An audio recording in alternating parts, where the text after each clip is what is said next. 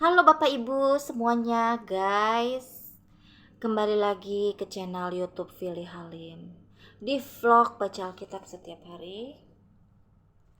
Today kita akan lanjutkan baca Alkitab kita ya Bapak Ibu ya. Maaf beberapa hari sehari aja sih kalau nggak salah ya. Saya 2 hari ya. Saya udah 2 hari ini tidak vlog ya. Biasanya sehari satu ya. Sehari satu sehari satu kali gitu ya. Cuman karena saya ada kesibukan ya yang harus saya selesaikan, jadi saya nggak bisa baca ya, jadi harap dimaklumi ya. Kita akan lanjutkan di 1 Samuel pasal 13 sampai pasal 13, 14, 15, 16 ya, sampai pasal 16. Kita mau doa dulu ya Bapak Ibu. Tuhan, terima kasih, sebentar kami ingin baca firman-Mu Tuhan. Berkati kami Tuhan untuk firman-Mu ini, agar iman kami semakin bertumbuh dan dewasa Tuhan. Terima kasih Tuhan, haleluya, amin. Ketidaktaatan Saul waktu orang Filistin datang menyerang di pasal 13 ya. Saul berumur sekian tahun ketika ia menjadi raja. 2 tahun ia memerintah atas Israel. Saul memilih 3.000 orang dari antara orang Israel. 2.000 orang ada bersama-sama dengan Saul di Mikmas dan di pegunungan Betel. Sedang 1.000 orang ada bersama-sama dengan Yonatan di Gibea Benyamin. Tetapi selebihnya dari rakyat itu disuruhnya pulang, masing-masing ke kemahnya. Yonatan memukul kalah pasukan pendudukan orang Filistin yang ada di Geba, dan hal itu terdengar oleh orang Filistin. Karena itu Saul menyuruh meniup sangkakala di seluruh negeri, sebab pikirnya biarlah orang Ibrani mendengarnya. Demikianlah seluruh orang Israel mendengar kabar bahwa Saul telah memukul kalah pasukan pendudukan orang Filistin, dan dengan demikian orang Israel dibenci oleh orang Filistin. Kemudian dikerahkanlah rakyat itu untuk mengikuti Saul ke Gilgal. Adapun orang Filistin telah berkumpul untuk berperang melawan orang Israel dengan 3.000 kereta. 6.000 orang pasukan berkuda dan pasukan berjalan kaki. Sebanyak pasir di tepi laut mereka bergerak maju dan berkemah di Mikmas di sebelah timur Bet Awen. Ketika dilihat orang-orang Israel bahwa mereka terjepit sebab rakyat memang terdesak, maka larilah rakyat bersembunyi di gua, keluk batu, bukit batu, liang batu, dan perigi. Malah ada orang Ibrani yang menyeberangi arungan sungai Yordan menuju tanah Gad dan Gilead. Sedang Saul masih di Gilgal dan seluruh rakyat mengikutinya dengan gemetar. Ia menunggu 7 hari lamanya sampai waktu yang ditentukan Samuel. Tetapi ketika Samuel tidak datang ke Gilgal, mulailah rakyat itu berserak-serak meninggalkan dia. Sebab itu Saul berkata, bawalah kepadaku korban bakaran dan korban keselamatan itu. Lalu ia mempersembahkan korban bakaran. Baru saja ia habis mempersembahkan korban bakaran, maka tampaklah Samuel datang. Saul pergi menyongsongnya untuk memberi salam kepadanya. Tetapi kata Samuel, apa yang telah kau perbuat? Gitu ya. Jawab Saul, karena aku melihat rakyat itu berserak-serak meninggalkan aku dan engkau tidak datang pada waktu yang telah ditentukan. Padahal orang Filistin telah berkumpul di Mikmas. Maka pikirku sebentar lagi orang Filistin akan menyerang aku di Gilgal. Padahal aku belum memohonkan belas kasihan Tuhan. Sebab itu aku memberanikan diri untuk mempersembahkan korban bakaran. Kata Samuel kepada Saul, perbuatanmu itu bodoh. Engkau tidak mengikuti perintah Tuhan Allahmu yang diperintahkannya kepadamu. Sebab sedianya Tuhan mengokohkan kerajaanmu atas orang Israel untuk selama-lamanya. Tetapi sekarang kerajaanmu tidak akan tetap. Tuhan telah memilih seorang yang berkenan di hatinya, dan Tuhan telah menunjuk dia menjadi raja atas umatnya. Karena engkau tidak mengikuti apa yang diperintahkan Tuhan kepadamu, Kemudian berangkatlah Samuel dan pergi dari Gilgal ke Gibea Benyamin. Tetapi Saul memeriksa barisan rakyat yang ada bersama-sama dengan dia itu. Kira-kira 600 orang banyaknya. Saul dan Yonatan anaknya dan rakyat yang ada bersama-sama dengan mereka tinggal di Geba Benyamin, sedang orang Filistin berkemah di Mikmas. Maka keluarlah orang-orang penjara dari perkemahan orang Filistin dalam 3 gerombolan. Gerombolan yang satu mengambil jalan ke Ofra, ke daerah Shual. Gerombolan yang kedua mengambil jalan ke Bet Horon, dan gerombolan yang satu lagi mengambil jalan ke perbatasan yang menghadap ke lembah Jeboim, arah ke padang gurun. Seorang tukang besi tidak terdapat di seluruh negeri Israel, sebab orang Filistin berkata, jangan-jangan orang Ibrani membuat pedang atau tombak. Jadi semua orang Israel harus pergi kepada orang Filistin untuk mengasah mata bajaknya, beliungnya, kapaknya, atau aritnya masing-masing. Adapun bayarannya ialah 2/3 sikal untuk mata bajak dan beliung, dan 1/3 sikal untuk mengasah kapak dan untuk memasang kusa. Sehingga pada hari pertempuran itu sebilah pedang atau lembing pun tidak terdapat pada seluruh rakyat yang ada bersama-sama Saul dan Yonatan. Tetapi Saul dan Yonatan anaknya itu masih mempunyainya. Pasal 14, kepahlawanan Yonatan. Dan suatu pasukan mengawal orang Filistin telah keluar ke pelintasan gunung di Mikmas. Pada suatu hari Yonatan bin Saul berkata kepada bujang pembawa senjatanya, mari kita menyeberang ke dekat pasukan pengawal orang Filistin yang di sebelah sana. Tetapi tidak diberitahukannya hal itu kepada ayahnya. Adapun Saul duduk di ujung Gibea di bawah pohon delima yang di Migron, dan rakyat yang ada bersama-sama dengan dia itu. Kira-kira 600 orang banyaknya. Ahia anak Ahitub, saudara Ikabod, anak Pinehas, anak Eli, imam Tuhan di Silo, dialah yang memakai baju efod pada waktu itu. Tetapi rakyat tidak tahu tentang perginya Yonatan itu. Di antara pelintas-pelintasan bukit yang dicoba Yonatan menyeberanginya ke arah pasukan pengawal orang Filistin, ada ujung bukit batu di sebelah sini dan ada ujung bukit batu di sebelah sana. Yang satu bernama Bojes, yang lain bernama Sene. Ujung yang satu berdiri di sebelah utara di tentangan Mikmas, yang lain di sebelah selatan di tentangan Geba. Berkatalah Yonatan kepada bujang pembawa senjatanya itu, mari kita menyeberang ke dekat pasukan pengawal orang-orang yang tidak bersunat ini. Mungkin Tuhan akan bertindak untuk kita, sebab bagi Tuhan tidak sukar untuk menolong, baik dengan banyak orang maupun dengan sedikit orang. Lalu jawab pembawa senjatanya itu kepadanya, lakukanlah niat hatimu itu. Sungguh, aku sepakat. Ayat 8 kata Yonatan, perhatikan, kita menyeberang ke dekat orang-orang itu dan memperlihatkan diri kepada mereka.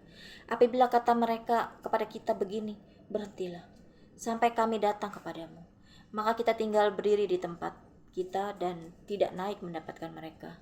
Tetapi apabila kata mereka begini, naiklah kemari, maka kita akan naik. Sebab kalau demikian Tuhan telah menyerahkan mereka ke dalam tangan kita. Itulah tandanya bagi kita. Ayat 11, ketika mereka keduanya memperlihatkan diri kepada pasukan pengawal orang Filistin, berkatalah orang Filistin itu, lihat, orang-orang Ibrani keluar dari lubang-lubang tempat mereka bersembunyi. Orang-orang dari pasukan pengawal itu berseru kepada Yonatan dan pembawa senjatanya. Katanya, naiklah kemari, maka kami akan menghajar kamu. Lalu kata Yonatan kepada pembawa senjatanya, naiklah mengikuti aku, sebab Tuhan telah menyerahkan mereka ke dalam tangan orang Israel. Maka naiklah Yonatan merangkak ke atas dengan diikuti oleh pembawa senjatanya. Orang-orang itu tewas terparang oleh Yonatan, sedang pembawa senjatanya membunuh mereka dari belakangnya. Kekalahan yang pertama ini yang ditimbulkan Yonatan dan pembawa senjatanya itu, besarnya kira-kira 20 orang dalam jarak kira-kira setengah alur dari sepembajakan ladang. Lalu timbullah kegentaran di perkemahan, di padang dan di antara seluruh rakyat. Juga pasukan pengawal dan penjara-penjara itu gentar, dan bumi gemetar sehingga menjadi kegentaran yang dari Allah. Ketika peninjau-peninjau Saul di Gibea Benyamin melihat hal itu, dan sesungguhnya orang ramai seperti ombak berjalan ke sana kemari, berkatalah Saul kepada tentara yang bersama-sama dengan dia itu, "Periksalah barisan dan lihatlah siapa yang pergi daripada kita." Mereka memeriksa barisan, dan ternyata Yonatan dan pembawa senjatanya tidak ada. Lalu kata Saul kepada Ahia, "Bawalah baju efod kemari," karena pada waktu itu dialah yang memakai baju efod di antara orang Israel. Tetapi sedang Saul berbicara kepada imam itu, maka kian lama kian bertambahlah keributan di perkemahan orang Filistin, sehingga Saul berkata pula kepada imam itu, "Biarlah." Kemudian berkumpullah Saul dan seluruh rakyat yang bersama-sama dengan dia itu, dan ketika mereka sampai ke tempat pertempuran, tampaklah setiap orang menikam temannya dengan pedang, suatu huru-hara yang sangat besar. Lagi pula orang-orang Ibrani yang telah lama tinggal pada orang Filistin dan yang telah ikut maju dalam tentara mereka, mereka juga berbalik untuk bergabung dengan orang-orang Israel yang ada bersama-sama dengan Saul dan Yonatan. Bahkan ketika semua orang Israel yang telah bersembunyi di pegunungan Efraim mendengar bahwa orang Filistin telah lari, orang-orang itu pun bergabung dengan mereka dalam pertempuran.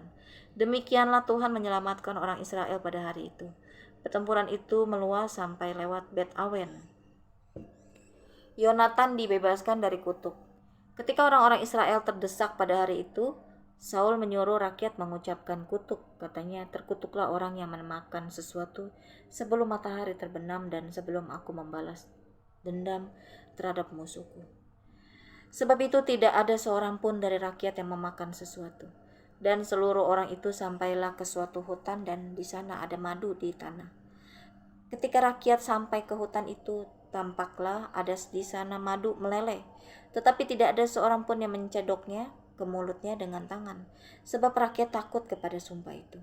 Tetapi Yonatan tidak mendengar bahwa ayahnya telah menyuruh rakyat bersumpah.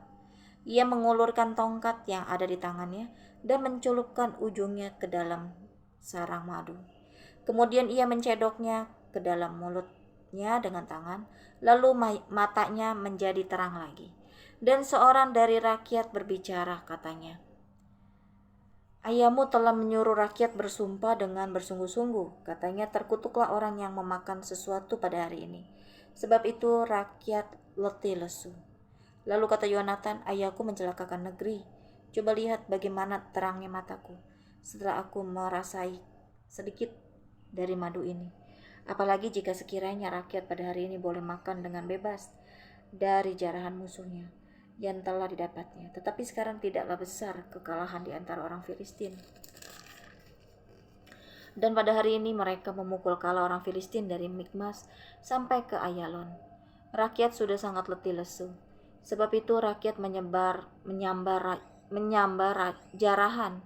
Mereka mengambil kambing domba, lembu, dan anak lembu, menyembelihnya begitu saja di atas tanah, dan memakannya dengan darahnya. Lalu diberitahukanlah kepada Saul demikian, "Lihat, rakyat berdosa terhadap Tuhan dengan memakannya dengan darahnya." Dan ia berkata, "Kamu berbuat khianat. Gulingkanlah sekarang juga sebuah batu besar kemari." Kata Saul pula, "Berserak-seraklah di antara rakyat dan katakanlah kepada mereka, setiap orang harus membawa lembunya atau dombanya kepadaku. Sembelihlah itu di sini, maka kamu boleh memakannya. Tetapi janganlah berdosa terhadap Tuhan dengan memakannya dengan darahnya." Lalu setiap orang dari seluruh rakyat membawa serta pada malam itu lembunya, dan mereka menyembelihnya di sana. Saul mendirikan mezbah bagi Tuhan. Inilah mezbah yang mula-mula sekali didirikannya bagi Tuhan. Lagi kata Saul, "Marilah kita pada malam ini mengejar orang Filistin dan menjarahi mereka sampai fajar menyingsing, dan janganlah kita biarkan hidup seorang pun dari mereka." Jawab mereka itu, "Perbuatlah apa yang kau pandang baik." Tetapi imam berkata, "Marilah kita dahulu tampil menghadap Allah di sini."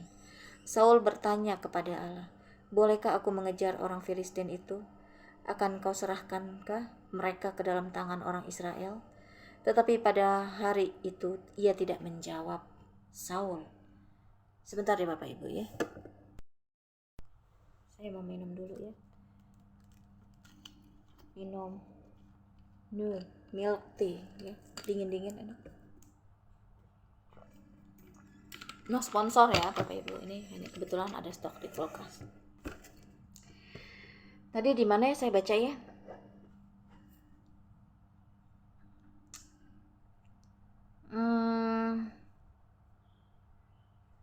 Waduh, saya lupa nih. Tadi baca di mana? Saya ulang aja ya, di ayat itu ya, ayat 33 ya, saya ulang ya. Lalu diberitahukanlah kepada Saul demikian, lihat rakyat berdosa terhadap Tuhan dengan memakannya dengan darahnya, dan ia berkata, kamu berbuat kianat. Gulingkanlah sekarang juga sebuah batu besar kemari. Kata Saul pula, berserak-seraklah di antara rakyat dan katakanlah kepada mereka, setiap orang harus membawa lembunya atau dombanya kepadaku. Sembelilah itu di sini. Maka kamu boleh memakannya, tetapi janganlah berdosa terhadap Tuhan dengan memakannya dengan darahnya. Lalu setiap orang dari seluruh rakyat membawa serta pada malam itu lembunya, dan mereka menyembelihnya di sana. Saul mendirikan mezbah bagi Tuhan. Inilah mezbah yang mula-mula sekali didirikannya bagi Tuhan. Lagi kata Saul, marilah kita pada malam ini mengejar orang Filistin dan menjarahi mereka sampai fajar menyingsing.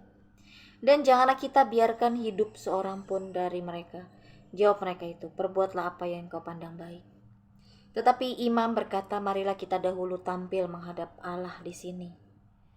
Saul bertanya kepada Allah, bolehkah aku mengejar orang Filistin itu? Akan kau serahkankah mereka ke dalam tangan orang Israel? Tetapi pada hari itu ia tidak menjawab Saul. Lalu kata Saul, yang tadi ayat yang terakhir saya baca itu, pas habis saya skip itu di terakhir di ayat 37. Saya lupa. Oke, kita sekarang lanjutkan 38 ya. Lalu kata Saul, datanglah kemari kamu segala pemuka rakyat, berusahalah mengetahui apa sebab dosa ini terhadap pada hari ini. Sebab demi Tuhan yang hidup, yang menyelamatkan orang Israel, sekalipun itu disebabkan oleh Yonatan anakku, maka ia pasti akan mati. Tetapi seorang pun dari seluruh rakyat tidak ada yang menjawabnya. Kemudian berkatalah ia kepada seluruh orang Israel, kamu berdiri di sebelah yang satu dan aku serta anakku Yonatan akan berdiri di sebelah yang lain. Lalu jawab rakyat kepada Saul, perbuatlah apa yang kau pandang baik. Lalu berkatalah Saul, ya Tuhan Allah Israel, mengapa engkau tidak menjawab hambamu pada hari ini? Jika kesalahan itu ada padaku atau pada anakku Yonatan, ya Tuhan Allah Israel, tunjukkanlah kiranya Urim. Tetapi jika kesalahan itu ada pada umatmu Israel, tunjukkanlah Tumim. Lalu didapati Yonatan dan Saul, tetapi rakyat itu terluput. Kata Saul, buanglah undi antara aku dan anakku Yonatan. Lalu didapati Yonatan. Kata Saul kepada Yonatan, beritahukanlah kepadaku apa yang telah kau perbuat. Lalu Yonatan memberitahukan kepadanya, katanya, memang aku telah merasai sedikit madu dengan ujung tongkat yang ada di tanganku. Aku bersedia untuk mati. Kata Saul, beginilah kiranya Allah menghukum aku. Bahkan lebih lagi daripada itu, sesungguhnya Yonatan, engkau harus mati. Tetapi rakyat berkata kepada Saul, masakan Yonatan harus mati? Dia yang telah mendapat kemenangan yang besar ini di Israel. Jauhlah yang demikian. Demi Tuhan yang hidup, sehelai rambut pun dari kepalanya takkan jatuh ke bumi. Sebab dengan pertolongan Allah juga dilakukannya hal itu pada hari ini. Demikianlah rakyat membebaskan Yonatan sehingga ia tidak harus mati. Maka pulanglah Saul setelah mengejar orang Filistin, dan orang Filistin itu pun kembali ke tempat kediamannya. Catatan tentang musuh-musuh dan keluarga Saul. Setelah Saul mendapat jabatan raja atas Israel, maka berperanglah ia ke segala penjuru melawan segala musuhnya. Melawan Moab, Bani Amon, Edom, raja-raja negeri Joba, dan orang Filistin. Dan kemanapun ia pergi, ia selalu mendapat kemenangan. Ia melakukan perbuatan-perbuatan yang gagah perkasa, memukul kala orang Amalek dan melepaskan Israel dari tangan orang-orang yang merampasi mereka. Anak-anak lelaki Saul ialah Yonatan, Yiswi, dan Malkisua.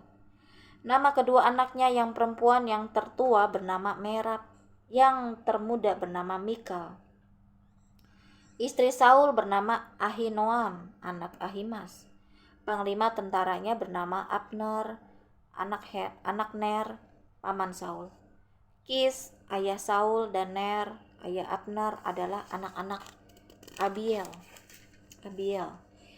Hebat peperangan melawan orang Filistin selama zaman Saul, dan semua pahlawan dan orang gagah perkasa yang dilihat Saul dikumpulkannya kepadanya.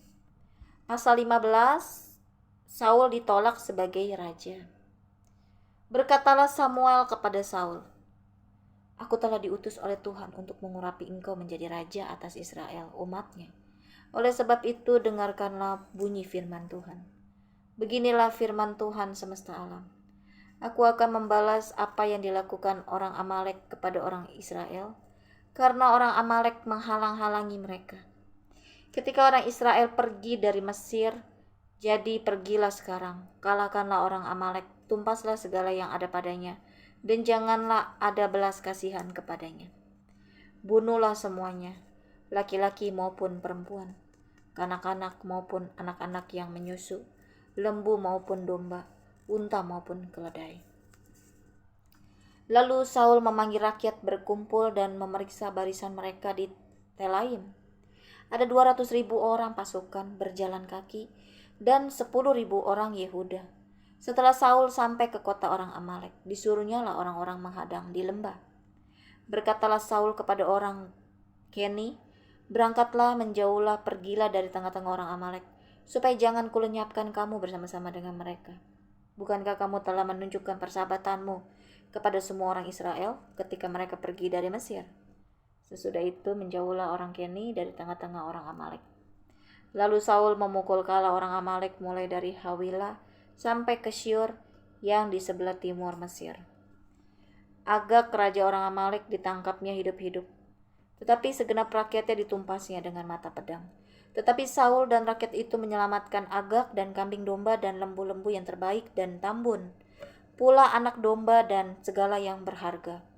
Tidak mau mereka menumpas semuanya itu, tetapi segala hewan yang tidak berharga dan yang buruk, itulah yang ditumpas mereka. Lalu datanglah firman Tuhan kepada Samuel demikian, "Aku menyesal karena aku telah menjadikan Saul raja, sebab ia telah berbalik daripada aku dan tidak melaksanakan firman-Ku." Maka sakit hatilah Samuel dan ia berseru-seru kepada Tuhan semalam-malaman. Lalu Samuel bangun pagi-pagi untuk bertemu dengan Saul, tetapi diberitahukan kepada Samuel demikian, Saul telah ke Karmel tadi, dan telah didirikannya baginya suatu tanda peringatan. Kemudian ia balik dan mengambil jurusan ke Gilgal. Ketika Samuel sampai kepada Saul, berkatalah Saul kepadanya, "Diberkatilah kiranya engkau oleh Tuhan, aku telah melaksanakan firman Tuhan." Tetapi kata Samuel, "Kalau begitu apakah bunyi kambing domba yang sampai ke telingaku dan bunyi lembu-lembu yang kudengar itu?" Jawab Saul, "Semuanya itu dibawa daripada orang Amalek, sebab rakyat menyelamatkan kambing domba dan lembu-lembu yang terbaik dengan maksud untuk mempersembahkan korban kepada Tuhan Allahmu. Tetapi selebihnya telah kami tumpas." Lalu berkatalah Samuel kepada Saul, "Sudahlah, aku akan memberitahukan kepadamu apa yang difirmankan Tuhan kepadaku tadi malam." Kata Saul kepadanya, "Katakanlah." Sesudah itu, tunggu saya minum dulu ya, ini agak tegang nih ayat 17 ya. Saya minum dulu ya Bapak Ibu, mumpung dingin, enak nih minum, manis, susu Thai. Oke, kita lanjutkan ayat 17 ya, karena ini cukup agak tegang ya lanjutannya. Sesudah itu berkatalah Samuel, "Bukankah engkau, walaupun engkau kecil pada pemandanganmu sendiri, telah menjadi kepala atas suku-suku Israel? Dan bukankah Tuhan telah mengurapi engkau menjadi raja atas Israel? Tuhan telah menyuruh engkau pergi dengan pesan, pergilah tumpaslah orang-orang berdosa itu, yakni orang Amalek. Berperanglah melawan mereka sampai engkau membinasakan mereka. Mengapa engkau tidak mendengarkan suara Tuhan? Mengapa engkau mengambil jarahan dan melakukan apa yang jahat di mata Tuhan? Lalu kata Saul kepada Samuel, aku memang mendengarkan suara Tuhan dan mengikuti jalan yang telah disuruh Tuhan kepadaku. Dan aku membawa Agag, raja orang Amalek, tetapi orang Amalek itu sendiri telah kutumpas. Tetapi rakyat mengambil dari jarahan itu kambing domba dan lembu-lembu yang terbaik dari yang dikhususkan untuk ditumpas itu, untuk mempersembahkan korban kepada Tuhan Allahmu di Gilgal. Tetapi jawab Samuel, apakah Tuhan itu berkenan kepada korban bakaran dan korban sembelihan, sama seperti kepada mendengarkan suara Tuhan? Sesungguhnya mendengarkan lebih baik daripada korban sembelihan, memperhatikan lebih baik daripada lemak domba-domba jantan. Sebab pendurhakaan adalah sama seperti dosa bertenung, dan kedegilan adalah sama seperti menyembah berhala dan terafim. Karena engkau telah menolak firman Tuhan, maka ia telah menolak engkau sebagai raja. Berkatalah Saul kepada Samuel, aku telah berdosa, sebab telah kulangkahi titah Tuhan dan perkataanmu. Tetapi aku takut kepada rakyat, karena itu aku mengabulkan permintaan mereka. Maka sekarang ampunilah kiranya dosaku. Kembalilah bersama-sama dengan aku, maka aku akan sujud menyembah kepada Tuhan. Tetapi jawab Samuel kepada Saul, aku tidak akan kembali bersama-sama dengan engkau, sebab engkau telah menolak firman Tuhan. Sebab itu Tuhan telah menolak engkau sebagai raja orang atas Israel. Ketika Samuel berpaling hendak pergi, maka Saul memegang puncak jubah Samuel, tetapi terkoyak. Kemudian berkatalah Samuel kepadanya, Tuhan telah mengoyakkan daripadamu jabatan raja atas Israel pada hari ini, dan telah memberikannya kepada orang lain yang lebih baik daripadamu. Lagi sang mulia dari Israel tidak berdusta, dan ia tidak tahu menyesal, sebab ia bukan manusia yang harus menyesal. Tetapi kata Saul, aku telah berdosa. Tetapi tunjukkanlah juga hormatmu kepadaku sekarang di depan para tua-tua bangsaku dan di depan orang Israel. Kembalilah bersama-sama dengan aku, maka aku akan sujud menyembah kepada Tuhan Allahmu. Sesudah itu kembalilah Samuel mengikuti Saul, dan Saul sujud menyembah kepada Tuhan. Lalu berkatalah Samuel, bawa kemari Agag raja Amalek itu. Dengan gembira Agag pergi kepadanya, sebab pikirnya sesungguhnya kepahitan maut telah lewat. Tetapi kata Samuel, seperti pedangmu membuat perempuan kehilangan anak, demikianlah ibumu akan kehilangan anak di antara perempuan-perempuan. Sesudah itu Samuel mencincang Agag di hadapan Tuhan di Gilgal. Kemudian Samuel pergi ke Rama, tetapi Saul pergi ke rumahnya di Gibea Saul. Sampai hari matinya Samuel tidak melihat Saul lagi. Tetapi Samuel berduka cita karena Saul, dan Tuhan menyesal karena ia menjadikan Saul raja atas Israel. Pasal terakhir, ayat 16, pasal terakhir kita baca ya hari ini. Daud diurapi menjadi raja.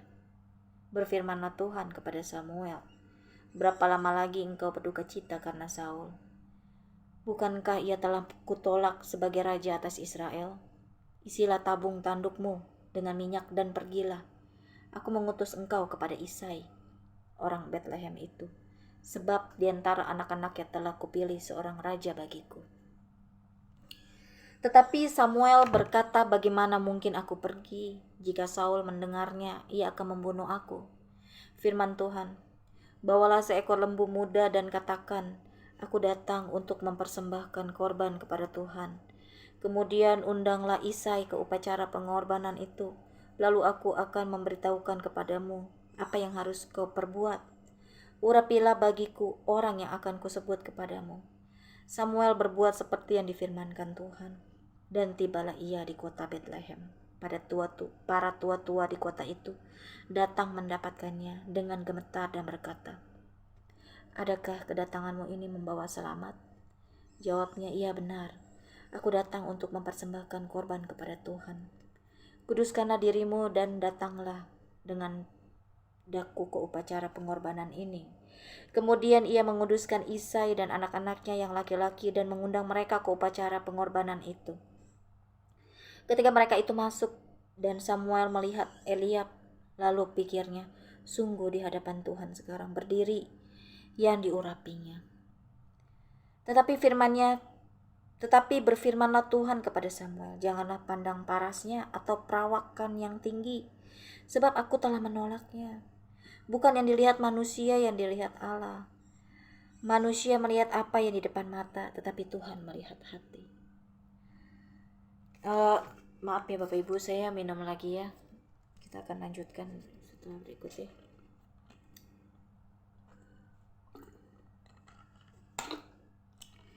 Lalu Isai memanggil Aminadab dan menyuruhnya lewat di depan Samuel.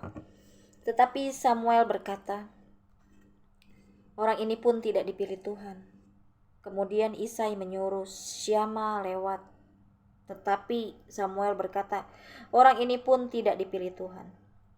Demikianlah Isai menyuruh ketujuh anaknya lewat di depan Samuel.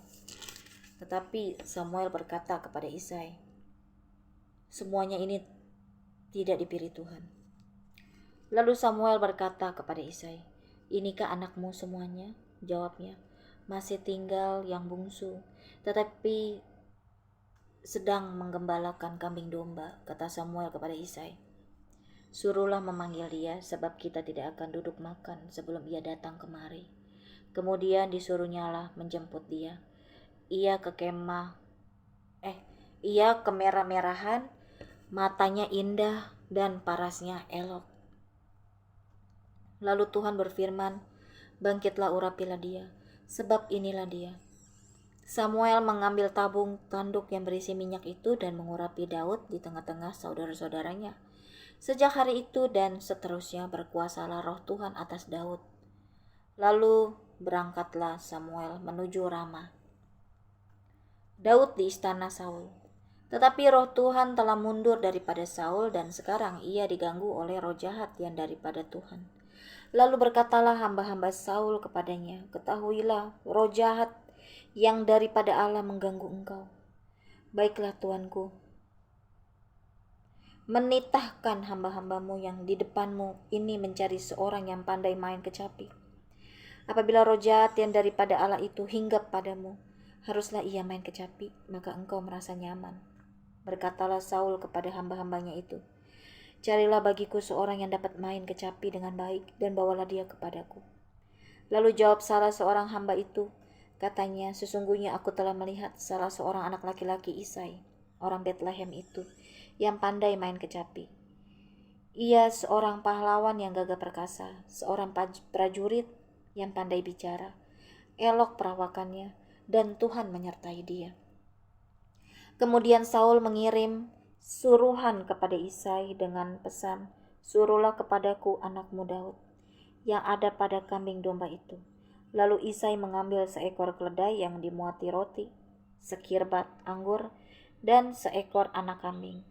Maka dikirimkannyalah itu kepada Saul dengan perantaraan Daud anaknya. Demikianlah Daud sampai kepada Saul dan menjadi pelayannya. Saul sangat mengasihinya dan ia menjadi pembawa senjatanya. Sebab itu Saul menyuruh orang kepada Isai mengatakan, biarkanlah Daud tetap menjadi pelayanku, sebab aku suka kepadanya. Dan setiap kali apabila roh yang daripada Allah itu hinggap pada Saul, maka Daud mengambil kecapi dan memainkannya.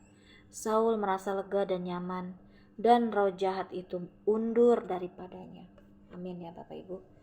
Kita sudah selesai baca Alkitab hari ini. Kita akan tutup dalam doa ya. Dan kita tetap dalam hadirat Tuhan.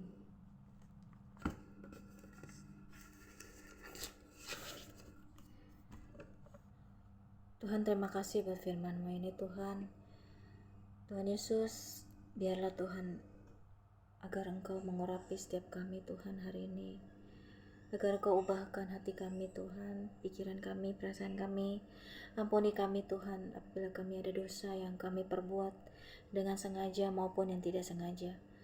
Tuhan Yesus, biarlah Tuhan hari demi hari kami diperbaharui dan menjadi yang baru Tuhan, sehingga kami tidak lagi menjadi karakter seperti yang sebelumnya, tetapi kami menjadi karakter yang baru Tuhan. Dan dengan kekuatan kami tidak mampu Tuhan, tetapi karena kasih karunia-Mu karena kekuatan daripadamu Tuhan, kami dimampukan Tuhan. Karena dengan kekuatan kami malah berbuat dosa. Tetapi ketika karena kekuatan daripadamu atau karena kasih-Mu, kasih karunia-Mu, karena Roh-Mu bekerja pada hidup kami ada perubahan dalam hidup kami. Terima kasih Tuhan, di dalam nama Tuhan Yesus, haleluya, amin.